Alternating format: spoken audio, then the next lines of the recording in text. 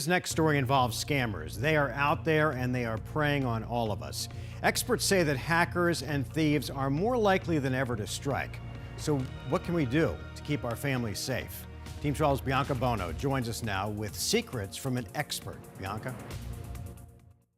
Guys, the president of a Valley Technology University is giving us some great advice after a scammer targeted his own staff who almost fell for it. It's rare that I get surprised by one, and this one was a little sneakier. Jason Pistillo, the president of the University of Advancing Technology in Tempe, says it's one of the most elaborate phishing scams he's ever seen. We received an invoice from a partner, a vendor. The accounting department at the university getting an email from a vendor they work with regularly. The email containing a six-figure invoice. The accounting department called the vendor confirming it came from an actual employee of the company. So they responded to the email asking for their banking information to send the payment. But a hacker intercepted their response. So I think certainly people would fall for it. The hacker then responding with their banking information, which raised a red flag because the accounting department didn't recognize the bank, but they were one click away from sending a six-figure payment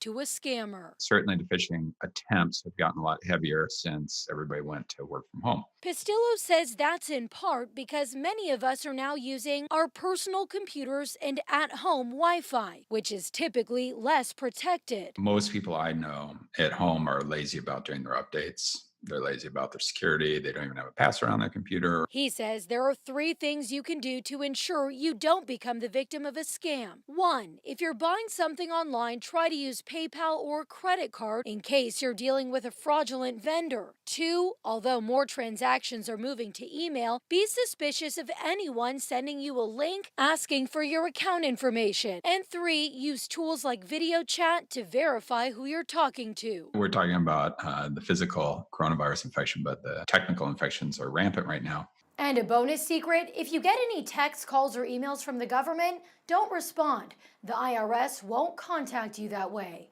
Bianca Bono, 12 News. As if we didn't already have enough to worry about.